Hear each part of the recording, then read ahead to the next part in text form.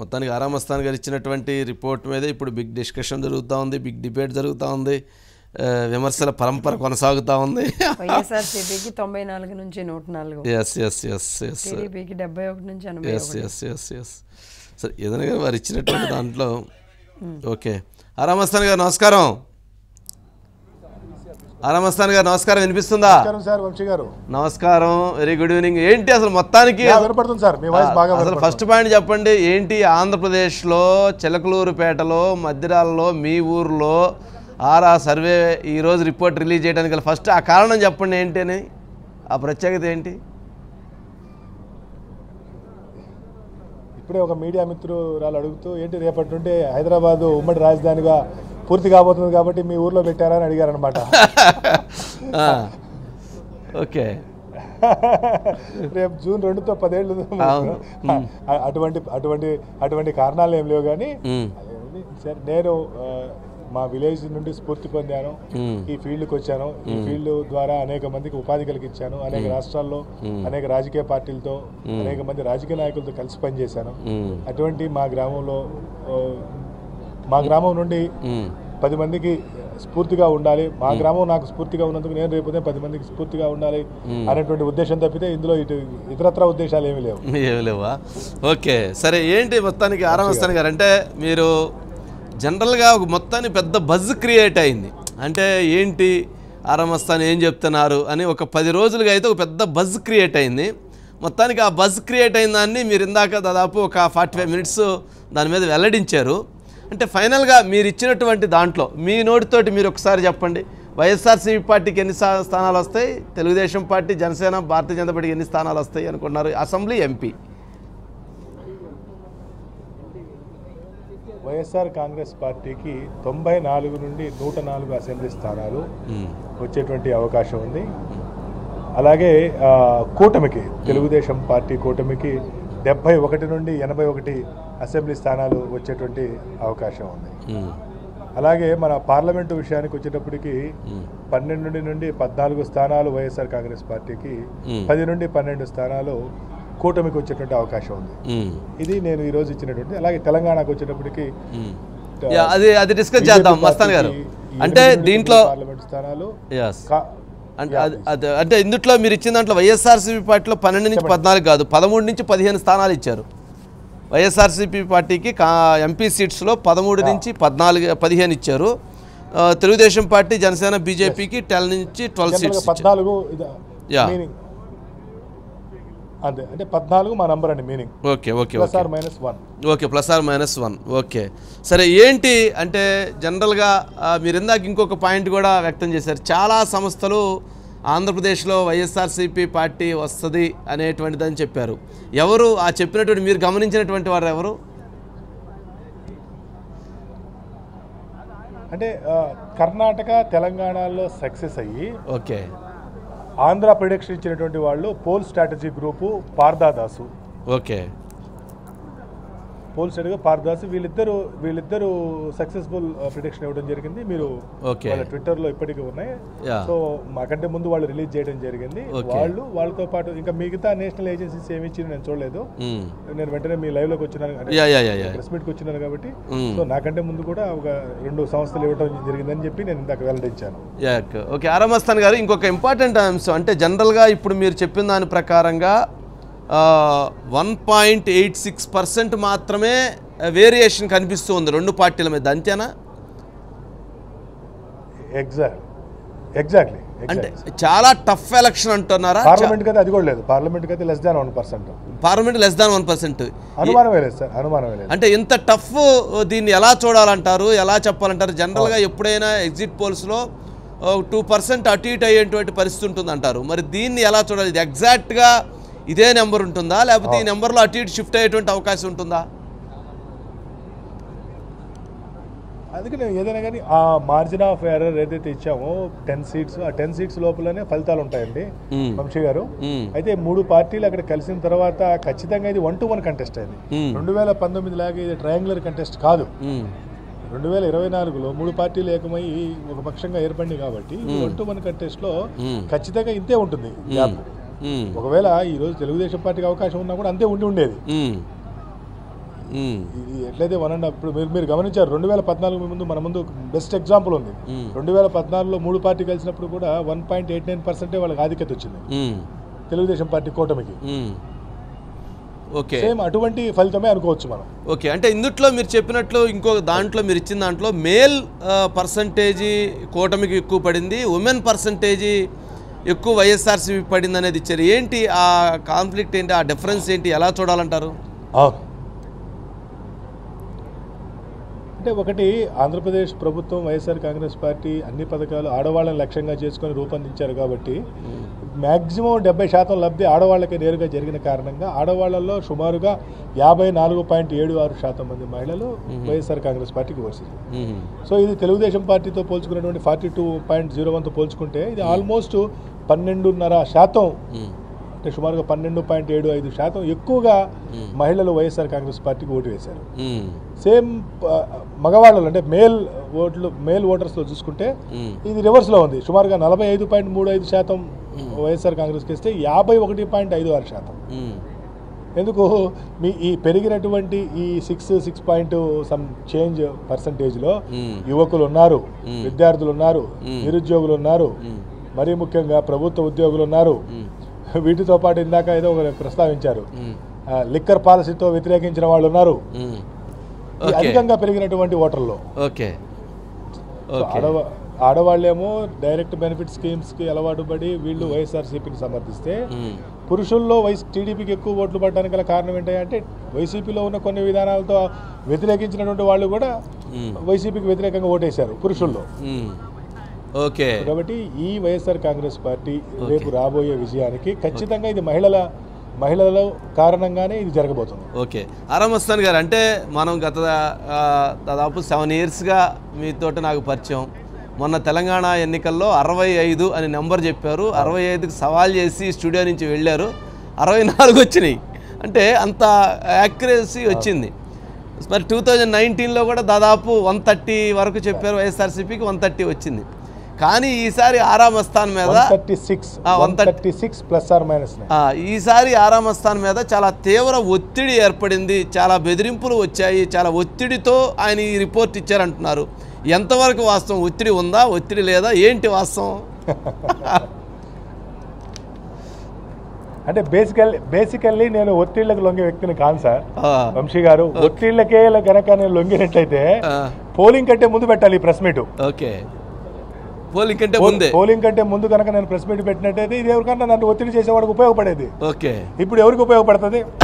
3 రోజుల్లో ఫలితాలు రాబోతూ ఉన్నాయి. ఇప్పుడు ఈ ప్రెస్ మీట్ కానీ లేదంటే నేను మాట్లాడి ఎవరికి ఉపయోగపడతాయి? అంటే జనరల్గా ఇప్పుడు వచ్చినటువంటి వాటిలో ఎలక్షన్ తర్వాత కూటమికి చాలా ఎడ్జ్ ఉంది, వైఎస్ఆర్సీపీ పార్టీకి ఎడ్జ్ చాలా తక్కువగా ఉందనేటువంటిది ఎక్కువ మంది చెప్తున్న నేపథ్యంలో ఆరా మస్తాన్ కనుక వైఎస్ఆర్సీపీ పార్టీకి కనుక అనుకూలంగా ఇస్తే కొంత కౌంటింగ్ రోజున సపోర్ట్ దొరుకుతుంది, ఆ బలం ఉంటుంది, లేకపోతే చాలా నిరుత్సాహపడ్డారు అనేటువంటి నేపథ్యంలో మీ మీద ఆ ఒత్తిడి ఏర్పడింది అనేది ఒక చర్చ. అంటే ఉన్నది అటువంటి అభిప్రాయాలు మన నీటోస్కి వచ్చి ఉంటాయో రావో నాకు తెలియదు, బట్ ఏమంటారు? ఓకే, చాలా అభిప్రాయాలు ఉంటాయి, నేను కాదన్ను. చాలా అభిప్రాయాలు ఉంటాయి వంశీ గారు, నేను కాదన్ను. వంశీ గారు, కౌంటింగ్ కి వెళ్ళినటువంటి ఏజెంట్ పోలింగ్ బూత్ లో అతని దగ్గర ఫోన్ ఉండదు, ఫలితాలు ఏ విధంగా వస్తున్నాయని అతనికి అవగాహన ఉండదు. కౌంటింగ్ కూడా పంపించే వాళ్ళు ఎటువంటి వాళ్ళు పంపిస్తారంటే లోపల పోరాటం చేసే పోరాట యోధులు పంపిస్తారు, కానీ బయట ఏదో సర్వేలు చూసి భయపడిపోయేటువంటి వాళ్ళని ఎవరు కూడా ఏ రాజకీయ పార్టీ కౌంటింగ్ ఏజెంట్ల కింద పంపించదు. కాబట్టి నేను అనేది ఏంటంటే ఎవరన్నా ఒత్తిడి చేస్తేనో ఎవరన్నా బెదిరిస్తేనో భయపడేవాడిని అయితే ఈ ప్రెస్ మీట్ ఎప్పుడు పెట్టాలి? పోలింగ్ కంటే ఒక వారం రోజుల ముందు పెడితే చాలా ఉపయోగం ఉండేది. కానీ ఈ రోజు వరకు నేను ఎక్కడ కూడా, ఇప్పుడు నిన్ననే మనం కలిసాము, నిన్న కూడా మీరు చాలా అడిగే ప్రయత్నం చేశారు, లేకపోతే ఇతరులు కూడా అడిగే ప్రయత్నం చేశారు, ఎక్కడ కూడా నేను కనీసం లీక్ కూడా నేను ఇవ్వలేదు. నమ్ముకొని ఉన్నాను ఆ వృత్తిలో, అదే ఆ వృత్తిని నమ్ముకొని ఉన్నాను, ఆ వృత్తి విలువల్ని నేను పాటించాల్సిందే, పాటిస్తాను కూడా. ఓకే, అంటే జనరల్గా అంటే ఇది ఆంధ్రప్రదేశ్లో ఇది చాలా ఇంపార్టెంట్. అంటే మీ విశ్వసనీయతకి, మీరు ఇన్ని సంవత్సరాలు పడినటువంటి కష్టానికి, ఆ ప్రామాణికతకి చాలా ఇంపార్టెంట్. అంటే ఆరా మస్తాన్కి సరే మీ ఇంటి పేరు పోయింది, మీ ఇంటి పేరు ఆరా అయింది, మస్తాన్ అయిపోయింది, పూర్తిగా అదే అయిపోయింది. మరి ఇటువంటి నేపథ్యంలో మీరు ఇచ్చినటువంటిది 100% యాక్యురసీ ఉండిద్ది అనుకుంటున్నారా? ఏమైనా చేంజ్ అయ్యే అవకాశం ఉందంటారా? ఏంటి 100% సార్, 100%. నా అంచనాలకు మించి రాబోయేటువంటి అధికార పార్టీకి సీట్లు ఓట్లు వస్తాయి తప్పితే నా అంచనాలకు తగ్గి రావు. ఖచ్చితంగా నేను ఇచ్చినటువంటి ఫలితాలకు అనుగుణంగానే నేను మొదటి నుండి ఎన్నుకున్న విధానం ఏంటంటే ఎక్కువ సీట్లు వచ్చేటువంటి పార్టీకి కొద్దిగా తక్కువ ఇవ్వటం, అంటే అధికారంలోకి రాబోతున్న పార్టీ కొద్దిగా తక్కువ సీట్లు ఇవ్వటం అనేది నేను మొదటి నుండి ఎన్నుకున్నటువంటి విధానం. కాబట్టి నేను ఎన్నుకున్నటువంటి విధానానికి అనుగుణంగానే నా అంచనాలకు మించి వైఎస్ఆర్ కాంగ్రెస్ పార్టీకి సీట్లు ఓట్లు వచ్చే అవకాశం ఉంది తప్పితే నా అంచనాలకు తగ్గి వచ్చేటువంటి అవకాశం అయితే లేదు. అంటే 104కి అబోవ్కే ఉండేటువంటి ఛాన్స్ ఉంది తప్ప తగ్గేది కాదు అనేటువంటిది అభిప్రాయమా? ఎగ్జాక్ట్లీ. ఓకే, అంటే మీరు అంటే ఇప్పుడు ఇదే అంశంలో గతంలో 2014లో ఆరా మస్తాన్ గారు ఇచ్చినటువంటి రిపోర్టు ఏంటి, దాని మీద అప్పుడు ఇచ్చినటువంటి ఎగ్జిట్ పోల్ కావచ్చు, అప్పుడు ఇచ్చిన సర్వే కావచ్చు, ఆ రోజు ఫెయిల్యూర్ అయింది అనేది ఒక ట్రోల్ జరుగుతూ ఉంది బాగా సోషల్ మీడియాలో. ఎంతవరకు అది కరెక్ట్ అంటారు? దాన్ని మీరే ఇచ్చారంటారా? ఎప్పుడు సార్ 2014. ఎప్పుడు సార్ అది? ఈ సంవత్సరం 2014. జస్ట్ ఇప్పుడు ఇట్లానే ఇప్పుడు లైవ్లోనే మీ మొబైల్ తీసుకొని మీరు కనుక ఒకసారి గూగుల్ సెర్చ్ చేస్తే ఓకే, ఎన్నికలకు చాలా రోజుల ముందు జరిగినటువంటి ఒక ప్రీపోల్, ఒక మీడియా సంస్థతో కలిసి ఆరా చేసినటువంటి ఒక ప్రీపోల్, అప్పటికి ఎలక్షన్ నోటిఫికేషన్ కూడా రాలేదు. ఓకే, దాన్ని తీసుకొచ్చి పోస్ట్ పోల్ కింద దాన్ని చూపిస్తున్నారు. రిక్వెస్ట్ చేసిందంటే దాని మీద డేట్ చూపించమని రిక్వెస్ట్ చేస్తున్నారు అంతే. ఓకే, నేను చూస్తున్నాను. అంటే జస్ట్ ఇప్పుడు అంటే చాలా ముందు సార్ అది, మీరు చూడొచ్చు. అంటే అది మీరు డెక్కన్ అంటే ఒక సంస్థతో కలిసి చేసింది అది? ఎగ్జాక్ట్లీ డెక్కన్ క్రానికల్ అనేటువంటి సంస్థతో కలిసి చేసినటువంటి ప్రీపోల్ అండి, అది opinion poll. Opinion polls polling జరిగింది. Yes, okay. 21 April 2004 date published. ఇది టీడీపీకి 55 నుంచి 65 వస్తాయని, వైఎస్ఆర్సీపీ పార్టీకి 105 నుంచి 112 వస్తాయని చెప్పని ఆ రోజు ఇచ్చినటువంటి ప్రొడిక్షన్స్. మే 7వ తేదీ పోలింగ్. ఓకే, 2014 మే 7వ తేదీ పోలింగ్. అది కరెక్ట్గా నామినేషన్లు అయింది, అంటే నామినేషన్లు అయ్యేటువంటి సమయంలో రిలీజ్ చేసినటువంటి. అది చేసింది ఎప్పుడు? చేసింది అంతకు 100 రోజుల ముందు గారు, అది కూడా గమనించాలి మీరు. ఓకే, 100 డేస్ ముందు చేసింది. జనవరి, ఫిబ్రవరి, మార్చి, ఏప్రిల్ 100 రోజులు చేసిన దాన్ని 100 డేస్ ముందు. అంటే ఆ రోజు ఆంధ్రప్రదేశ్ అంతా చేయాలంటే మినిమం 100 డేస్ పడుతుంది కదా. అవును. ఓకే, 100 డేస్ లేకుండా 175 నియోజకవర్గాలు చేయాలంటే అది మీరు ఇచ్చారు. కానీ నాట్ ఓన్లీ ఆంధ్ర అండి, తెలంగాణ కూడా ఉంది చూడండి దాంట్లో. ఓకే, అది అప్పుడు మీరు ఇచ్చారు, కానీ అది చాలా ముందుగా ఇచ్చింది తప్ప అది మీరు పూర్తిగా దానికి సంబంధించి ఎగ్జిట్ పోల్స్ అయితే కాదు, అది అంతే కదా? ఎట్టి పరిస్థితులు కాదు సార్, మీ దాంట్లో డేట్ కూడా ఉండొచ్చు. డేట్ కూడా ఉంది. రైట్. ఓకే, అంటే ఈసారి మీరు ఉపయోగించినటువంటి మెథడాలజీ మస్తాన్ గారు ఏంటి, ఏ మెథడాలజీ ఉపయోగించారు ఈసారి ఏపీలో? మీరు చేసినటువంటి దాంట్లో గతంలోకి ఈసారికి ఏమైనా విభిన్నంగా చేశారా, లేదా అదే ఫార్ములాని ఫాలో అయ్యారా? లేదు వంశీ గారు, ఎప్పటిలాగానే ఫార్ములే. కాకపోతే పోలింగ్ తర్వాత మాకు కావాల్సినంత సమయం దొరికింది, సుమారు ఒక 20 రోజుల పాటు దొరికింది. కాబట్టి ఈ 20 రోజుల్ని మేము సద్వినియోగం చేసుకున్నాము. ప్రీపోల్లో అనేక రకాల తప్పులు రావడానికి ఆస్కారం ఉంటుంది. ఎందుకంటే ప్రీపోల్లో మేము సర్వే చేస్తున్నప్పుడు పార్టీలు మారేవాళ్ళు, పార్టీల్లో కొత్తగా చేరేవాళ్ళు, అమ్ముడు పోయేవాళ్ళు, కొనుగోలు అయ్యేవాళ్ళు, అనేక రకాల గోళ్ళు ఉంటాయి. ఏమంటారు, ప్రచారానికి లోనయ్యేవాళ్ళు. ఈ గోళ్ళంతా లేకుండా పోలింగ్ అయిపోయిన తర్వాత ఓటరు ఇక అభిప్రాయం మార్చుకునే అవకాశం ఉండదు. కాబట్టి చక్కగా ఈ 18 రోజులు, అంటే 22 రోజులు మేము ఒక 18 రోజుల సమయాన్ని ఉపయోగించుకొని 175లో 174 నియోజకవర్గాలు, ఒక రంపచోడవరం మినహాయిస్తే 174 నియోజకవర్గాలు పులివెందులతో సహా కూడా మేము అక్కడ షర్మిలా గారి ఓటు బ్యాంకు ఎంత వస్తుందని చూసుకుంటూ కడప పార్లమెంట్లో కూడా అన్ని అసెంబ్లీ నియోజకవర్గాలు చేయడం జరిగింది. 175లో 174. కాబట్టి మెకానిజంలో మార్పు ఏం లేదు. ఓకే, ఎగ్జిట్ పోల్కి ఏంటంటే జనరల్గా పోలింగ్ డే రోజు సాయంత్రం సేపు మనం మీరు చూశారు కదా తెలంగాణ పోలింగ్ రోజు సాయంత్రమే మనం మీడియా ముందుకు వచ్చాను. అయితే ఏంటి ఆ రోజు అప్పటికైతే ప్రీ పోల్ సర్వే రిపోర్ట్ అది చెప్పాను. ఎగ్జిట్ పోల్ చేయడం సాధ్యం కాదు సార్, అందుకని ప్రీ పోల్ రిపోర్ట్తో మీ ముందుకు వచ్చానని చెప్పాను. కాబట్టి మార్పు మెకానిజంలో మార్పు ఏం లేదు. ఈ మెకానిజంలో మేము కొద్దిగా ఆందోళనకు గురైంది ఏంటంటే ఈ బయట నుండి వచ్చినటువంటి వాళ్ళు ఎటువైపు ఓటేశారు అనేది కొద్దిగా ఆందోళన. అంటే తెలుసుకోలేమేమో, ఎందుకంటే ప్రీ పోల్లో వాళ్ళు ఉండరు, పోస్ట్ పోల్లో వాళ్ళు ఉండరు. ఓకే, ప్రీపోల్ అంటే ఎలక్షన్స్ ముందు చేసే సర్వేలో వాళ్ళ అభిప్రాయం మాకు రాదు. ఓకే. పోస్ట్ పోల్ సర్వేలు అయిపోయిన తర్వాత వాళ్ళు ఉండరు. ఓకే. కాబట్టి ఎన్ని లక్షల మంది వచ్చారు అని తెలుసుకునే ప్రయత్నం చేశాము. కొంత సక్సెస్ అయ్యాము ఆ విషయంలో. సక్సెస్ అయిన తర్వాత ఎస్ ఇక్కడ అంటే ఫలితాన్ని ప్రభావితం చేసే పరిస్థితి లేదు అని నిర్ణయించుకున్నాకనే ఓకే ఈ రిపోర్ట్ ఇవ్వడం జరిగింది. ఓకే. అంటే ఆరమస్తాన్ గారు, అంటే మీరు చెప్పిన దాంట్లో ఒక పాయింట్, అంటే ఎవరైతే బయట నుంచి వచ్చి ఓటు వేసిన వాళ్ళు ఓటు వేసి వెళ్ళిపోయారు, బట్ వాళ్ళ ఓటు ఎటువైపు పడింది అనేటువంటి దాంట్లో మీకు ఇంకా ఆ స్పష్టత రాలేదు. బట్ అది డ్యామేజ్ చేసేటువంటి ఓటు కాదనేది మీ అభిప్రాయం, అంటే అది వైసీపీకి డ్యామేజ్ చేసేది కాదు అనేది మీ అభిప్రాయం అనుకుంటే ఎప్పుడు ఆ నిర్ణయాన్ని ఎగ్జాక్ట్లీ ఎప్పుడు ఆ నిర్ణయానికి వచ్చామంటే హైదరాబాదు, బెంగళూరు, పూణే, చెన్నై నగరాల నుండి ఆంధ్రప్రదేశ్ వైపు ఆ టోల్ గేట్ల గుండా ఎన్ని బస్సులు వచ్చినాయి, ఎన్ని కార్లు వచ్చినాయి, ఎన్ని వాహనాల్లో టికెట్స్ రిజర్వేషన్, ట్రైన్స్ ఎన్ని వచ్చినాయి, ఇవన్నీ ఏదో కష్టపడి 18 రోజుల్లో కొంత డేటా సేకరించిన తర్వాత ఒక నిర్ణయానికి వచ్చి ఆ నంబర్ ఏదైతే బయట నుండి వచ్చారో వాళ్ళ కారణంగా పూర్తిగా ఫలితాలు తారుమారయ్యే పరిస్థితి లేదు అని నిర్ణయానికి వచ్చినాకనే ఈ రిపోర్ట్ మీకు ఇవ్వడం జరిగింది. అంటే ఆ పూర్తిగా తారుమారయ్యే పరిస్థితి లేదు అని అనుకుంటారు ఆరమస్తాన్ గారు. అంటే 1.86% మాత్రమే వెరీ దగ్గర ఎడ్జ్లో ఉంది.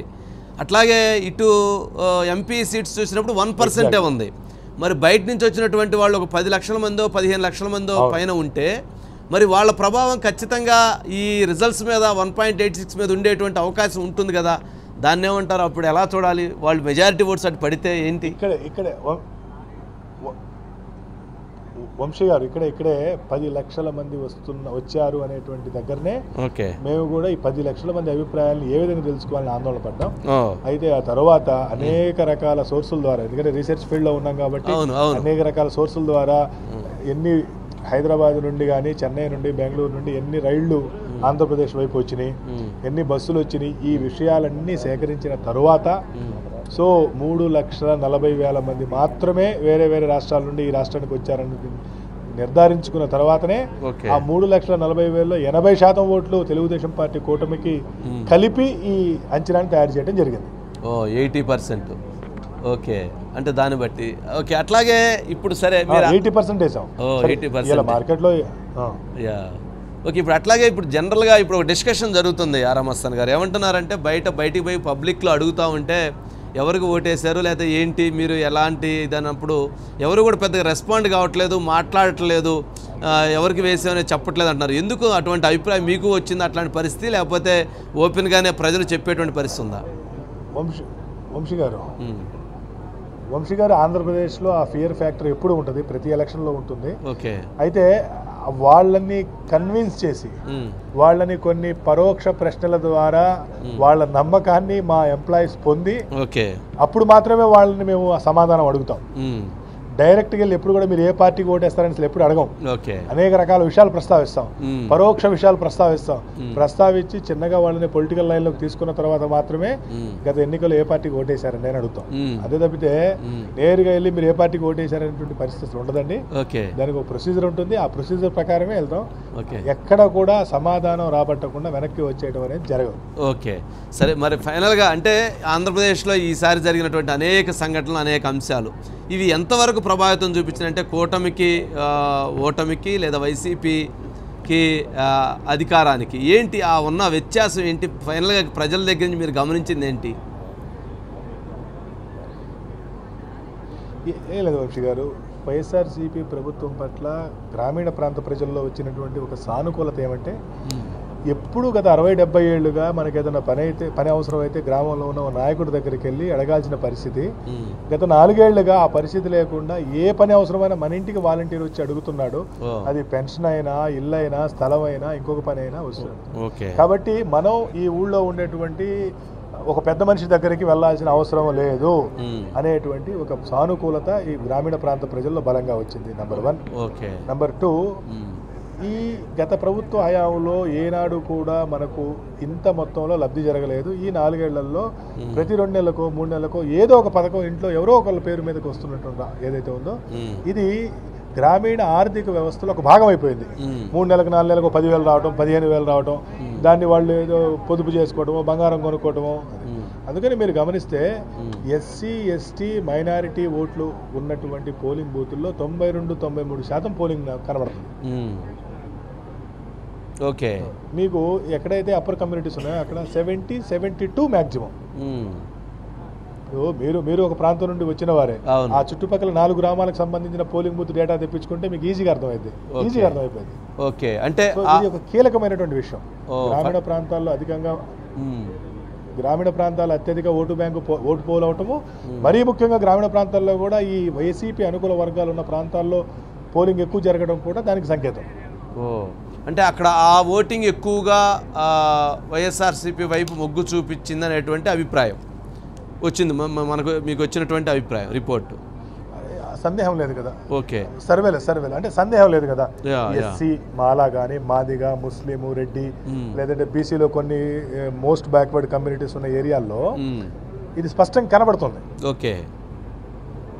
ఎందుకంటే మీకు మహిళలు అధికంగా వెళ్ళి ఓటు వేయటం అనేటువంటిది ఇది కేవలం రెండో కారణం చెప్పుకోవడానికి కూడా కనబడట్లా. ఓకే. ఏంటి అనేది ఎందుకు రీజన్ అంటే వాళ్ళు చెప్పేటువంటి రీజన్ అంటే ఎందుకు టీడీపీ, జనసేన, బీజేపీకి ఓటు వేస్తారనేది కనపడలేదు. ఏం లేదు, మాకు కనబడలేదు. ఓకే. కనబడలేదు. రెండోది తెలుగుదేశం పార్టీ కూడా ఎలక్షన్స్ ముందు ఏదైనా ఒక అంటే ఒక నినాదం కానీ ఏదైనా స్లోగన్, సింపతి, సెంటిమెంట్ ఏది రైజ్ చేయలేకపోయింది. ఓకే. వాళ్ళు ఏదైనా స్లోగన్ కనీసం ఎలక్షన్స్కి వెళ్ళాలంటే దేశంలో ఏ పార్టీ అయినా సరే ఎలక్షన్కి వెళ్ళే ముందు ఒక స్లోగన్, ఒక సెంటిమెంట్, ఒక సింపతి ఇవేమీ లేకుండా కేవలం విండిక్ట్ పాలిటిక్స్ మీద అంటే ఈ కక్ష సాధింపు రాజకీయాలనే ఎక్కువగా మాట్లాడింది. అంటే సూపర్ 6 కానీ లేదా ఫార్ములాస్ కానీ చాలా స్కీమ్స్ కానీ పొరపాటు. అదే దానికంటే కూడా ఈ నెగిటివ్ క్యాంపెయిన్ ఎక్కువ చేయడం వల్ల తెలుగుదేశం పార్టీకి అది మేలు జరగకపోగా కీడు జరిగింది. ముఖ్యంగా ఇదేమి కర్మ రాష్ట్రానికి, సైకో పోవాలి, సైకిల్ రావాలి, ఇటువంటి నెగిటివ్ ఓట్స్ని సమాజం హర్షించదు. ఓకే. మీరు గమనిస్తే 2019 ఎన్నికల కంటే ముందు జగన్మోహన్ రెడ్డి గారు పాదయాత్ర చేసిన ప్రాంతాల్లో ఎక్కడైతే పసుపు నీళ్ళు వేసి కడిగారో ఆ ప్రాంతాల్లో తెలుగుదేశం పార్టీ ఘోరంగా ఓడిపోయింది. గత 5 ఎన్నికల్లో కూడా ఆ ప్రాంతాల్లో ఎప్పుడు ఓడిపోవాలి టీడీపీ. ఓకే. మీరు చూసుకోండి. ఓకే. 2019లో పొన్నూరు నియోజకవర్గం నారాకోడూరు ఆ ప్రాంతాల్లో పసుపు నీళ్లతో రోడ్డు కడిగారు జగన్మోహన్ రెడ్డి గారి పాదయాత్ర పూర్తయిన తర్వాత. అంతకు ముందు 5 సార్లు వరుసగా గెలిచినటువంటి నియోజకవర్గం పొన్నూరు. అటువంటి పొన్నూరు నియోజకవర్గంలో కూడా వైఎస్ఆర్ కాంగ్రెస్ పార్టీ అంటే ఎగ్జాంపుల్ ఎందుకు చెప్తానంటే నెగిటివ్ ప్రచారాన్ని ప్రజలు హర్షించరు ఎప్పుడు కూడా. నెగిటివ్ ప్రజలు ఎందుకంటే తెలుగుదేశం పార్టీ దగ్గర అద్భుతమైనటువంటి విషయాలు ఉన్నాయి మాట్లాడుకోవడానికి. సామాజిక న్యాయం ఈ రాష్ట్రంలో ముందు మేమే చేశామని చెప్పుకోవచ్చు. అంటే అనేక సామాజిక వర్గాలు సామాజిక వర్గాలకి రాజకీయ అవనమికి తీసుకొచ్చింది మేమే అని చెప్పొచ్చు. అంటే 2019లో కూడా బై బై బాబు అని చెప్పని స్లోగన్ తీసుకున్నారు కదా వైఎస్ఆర్సీపీ పార్టీ వాళ్ళు. సార్ అంటే ఏంటంటే మీరు కూర్చోండి, బై అనేటువంటిది నెగిటివ్ ఓటు కింద మనం తీసుకోవాల్సిన పని లేదు. ఓకే. బై అంటే దిగిపోని అవసరం లేదని అంటే సార్ గమనించండి, సైకో, కర్మ ఇటువంటి పదాలతో పోల్చుకున్నప్పుడు బై అనేటువంటిది పెద్ద నెగిటివ్ ఇంపాక్ట్ క్రియేట్ చేయదు. బహుశా వీళ్ళు కూడా బై జగన్ అని ఉన్నట్టయితే అది దాన్ని పెద్ద నెగిటివ్ దాని కింద ఎవరు ట్రీట్ చేయరు. అంటే క్యాంపెయిన్లో జరిగినటువంటి దాన్ని ఎక్కువ ప్రభావం ఇక్కడ నష్టం చూపించింది అంటారా? అంటే సూపర్ 6 పనిచేయలేదా? పనిచేసే పరిస్థితి కనపడలేదు. అంటే జగన్మోహన్ రెడ్డి గారు మేనిఫెస్టో ప్రత్యేకంగా ఏమి రిలీజ్ గతంలో చేసిందే చెప్పారు కదా, మరి కొత్తగా ఈ మేనిఫెస్టోలో 4000 పెన్షన్స్ అన్నారు, 6 సిలిండర్లు అన్నారు, ఏమీ ఎక్కలేదా? మహిళలకి ఏమీ ఉపయోగపడలేదా? జగన్మోహన్ రెడ్డి గారు గతంలో ఇచ్చినటువంటి మేనిఫెస్టో ఏదైతే ఉందో దానికి కొనసాగింపుగా ఏదో గవర్నమెంట్ ఉద్యోగస్తులకి 10% ఇంక్రిమెంట్ ఇచ్చినట్టు పెంచాడు తప్పితే ఇంతకుమించి ఏమి చేయకపోయినా కూడా ఉన్నదాంతో ప్రజలు విశ్వసించారు. కానీ ఒకవైపు జగన్మోహన్ రెడ్డి పథకాల కారణంగానే రాష్ట్రం నాశనం అయిపోయిందని చెబుతూ అంతకు మించినటువంటి హామీలు ఇవ్వటాన్ని ప్రజలు విశ్వసించలేదు. అంత లోతుగా అధ్యయనం చేస్తారంటారా గ్రామాల్లో ఉన్న ప్రజలు అంత లోతుగా అధ్యయనం చేస్తారా? చాలా మంచి ప్రశ్న అడిగారు వంశీ గారు చాలా చాలా మంచి ప్రశ్న అడిగారు. వంశీ గారు చెప్పండి. ఫీల్డ్లో ఈ మధ్యకాలంలో ఎక్కడన్నా నేను కూడా కొద్దిమందిని ఒపీనియన్ తీసుకోవాలనే ఉద్దేశంతో అక్కడక్కడ కారు దిగేసి నడుచుకుంటూ వెళ్తున్న సందర్భంలో ఒక గ్రామంలో నాకు ఎదురైన సమస్య, ఒక ఎస్సీ కాలనీలో ఒక 70-74 సంవత్సరాల మహిళ, అయ్యా నేను ఎప్పటి నుండో చూస్తున్నాను ఇంత డబ్బు, వంశీ గారు ఇటువంటిది ఏ రోజు నేను చూడలేదు. ఇప్పుడు ఈ 4 ఏళ్ల నుండి నేను చూస్తున్నాను. అయ్యా గతంలో వేరే వాళ్ళు ముఖ్యమంత్రులుగా ఉన్నప్పుడు ఇన్ని డబ్బులు ఆడిగిపోయినాయి అని అడిగింది ఆవిడ. ఓకే, ఇన్ని డబ్బులు తెచ్చి పంచుతున్నాడు కదా జగన్మోహన్ రెడ్డి మాకు, గతంలో అనేక మంది ముఖ్యమంత్రులు చేసినప్పుడు ఇన్ని డబ్బులు ఎక్కడికి పోయినాయి అనే ప్రశ్న. అప్పుడు ఎందుకు పంచలేదు సార్? మనం తెలియదు. ఇవాళ ఇంటర్నెట్ యుగానికి వచ్చిన తర్వాత ఇవాళ ఆల్మోస్ట్ 70-72% మంది చేతులకి స్మార్ట్ మొబైల్ వెళ్ళింది. చక్కగా వాళ్ళకి ఏం కావాలంటే అది చూసుకుంటున్నారు. సరే, దాన్ని ఏ విధంగా అన్వయించుకుంటారు అది వేరే విషయం. ఇన్ఫర్మేషన్ అయితే వెళ్తుంది. ఇన్ఫర్మేషన్ వాళ్ళు ఏ విధంగా అనలైజ్ చేసుకుంటారు అనేది. కాబట్టి ఒక 74 సంవత్సరాల ఒక వృద్ధురాలు అడిగిన ప్రశ్న, గత ప్రభుత్వాల హయాంలో ఈ డబ్బులను ఎక్కడికి వెళ్ళి ఇప్పుడు మాకు ఇన్ని డబ్బులు వచ్చి పడుతున్నాయి అనేటువంటి. కాబట్టి సార్ ఖచ్చితంగా ఆలోచన పరులు అది కులంతో, మతంతో, ప్రాంతంతో, వయసుతో సంబంధం లేకుండా ఉన్నారు. ఇది ఎక్కువ ప్రాపగండ జరిగింది సార్. 54-55% ఉమెన్ ఓటింగ్ వైఎస్ఆర్సీపీ పట్టం అనేది కేవలం ఇటువంటి కారణంగానే. ఒకరి దగ్గరికి వెళ్ళి పనులు అడగాల్సిన పని లేదు, ఒకరి దగ్గరికి వెళ్ళి అప్పు చేయాల్సిన పని లేదు, మన ఇంటికి వచ్చి వాలంటీర్లు పనిచేస్తున్నారు, మన ఖాతాలోకి నేరుగా డబ్బులు పడుతున్నాయి. ఈ ప్రభావం కనపడింది వంశీ గారు. అంటే జనరల్గా మహిళలు ఈ రాష్ట్రం నాశనం అయిపోతుంది, రాష్ట్రం పాడైపోతుంది అనే దాన్ని డామినేట్ చేసేసింది. ఓకే, అంటే జనరల్గా సార్ అది డామినేట్ చేసిన అంటే నేను అడిగిన దాంట్లో అంటే 6 సిలిండర్లు వస్తాయి, 4000 పెన్షన్ వస్తాయి, ఇలాంటిది పనిచేయలేదంటారా? అంటే దాని ఇంపాక్ట్ మహిళల మీద లేదంటారా? ఒకటి. నెంబర్ 2, ఇంట్లో ఉన్నటువంటి అట్లాగే వస్తాను ఇంకొక దాంతోపాటు ఇంకో క్వశ్చన్. జనరల్గా మహిళలు ఎట్లా ఉంటారు? గ్రామాల్లో ఉండేటువంటి పరిస్థితి, మీరు ఉమెన్ ఓటింగ్ ఎక్కువగా ఉండిద్ది అంటున్నారు. గ్రామాల్లో ఉండేటువంటి పరిస్థితి ఎట్లా ఉంటుంది? ఈ గ్రూప్ ఇటు ఉంటుంది లేదా ఆ గ్రూప్ అటు ఉంటుంది. వాళ్ళు డివిజన్ అయ్యి ఉండేటువంటి పరిస్థితి ప్రధానంగా ఉంటుంది. హస్బెండ్, వాళ్ళ కొడుకు లేదా వాళ్ళు ఎట్లా అయితే ఉంటారో వాళ్ళ ఇంట్లో ఉన్నటువంటి వాళ్ళు కూడా అట్లాగే ఉంటారు. కానీ విభిన్నంగా ఇంట్లో భర్తను కాదని, కుమారుని కాదని వచ్చి వైఎస్ఆర్సీపీకి ఓటేసేటువంటి పరిస్థితి, అలాంటి పరిస్థితి ఉండిద్ది అంటారా? ఉందంటారా? యూఆర్ అబ్సల్యూట్లీ రైట్ వంశీ గారు. ఎప్పుడైనా సరే గ్రామీణ వ్యవస్థలో 45% మంది ఒకవైపు, 45% మంది ఒకవైపు, 90% మంది పోతే ఆ 10% మంది ఉంటారు చూసారా? ఈ 10% మంది డెమోక్రసీని మార్చగలిగే వాళ్ళు, ప్రభుత్వాలు మార్చగలిగే వాళ్ళు. ఆ 10% ఇప్పుడు 47% మించి తెలుగుదేశం కూటమి ఓటు వస్తుంది. 2-3% కాదు, 47%. మీరు చెప్పినటువంటి వర్గాలన్నీ 47%లో ఉన్నాయి. ఓకే, గ్రామంలో ఉండే వర్గాలు ఇందులో ఉన్నాయి, ప్రభుత్వ అభివృద్ధి, రాష్ట్ర అభివృద్ధి కోరుకునేటువంటి వర్గాలు దీంట్లో ఉన్నాయి, అగ్రకులాలకు సంబంధించినటువంటి మహిళలు ఇందులో లేకుండా ఏం లేరు.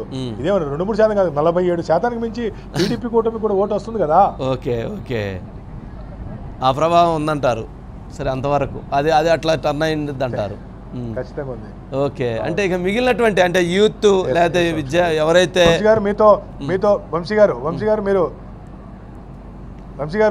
4వ తేదీ ఫలితాలు వచ్చిన తర్వాత మీరు ఇటువంటి అనేక కీలకమైనటువంటి విషయాల పట్ల ఒక గంట మనం 1-to-1 ఖచ్చితంగా చేద్దాం.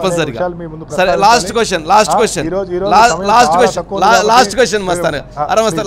శాంపిల్స్ అంటే మనం తీసుకున్నటువంటి శాంపిల్స్, ఎన్ని శాంపిల్స్ మనం టచ్ చేసాము, దీనిపైన ఇది 100% యాక్యురసీగా ఉంటుందని మీరు బలంగా చెప్తారు.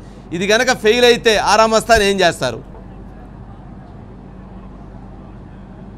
అసలు ఇది ఫెయిల్ అయిన తర్వాత ఆరామస్తాననేటువంటి ప్రస్తావన ఉండదు సార్. ఎవరైనా సింపుల్, మీరు అడగాల్సిన పనిలా, నేను చెప్పాల్సిన పనిలా.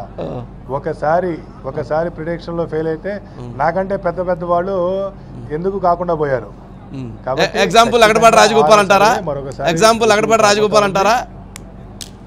నేను రాజగోపాల్ గారు నాకు మంచి మిత్రులు, నేను వారి పేరు ప్రస్తావించను, కానీ పెద్ద వాళ్ళే దేనికి కాకుండా పోయారు. కాబట్టి ఖచ్చితంగా ఎవరికైనా అదే పరిస్థితి. 100% మా ప్రిడిక్షన్ నిజం కాబోతుంది.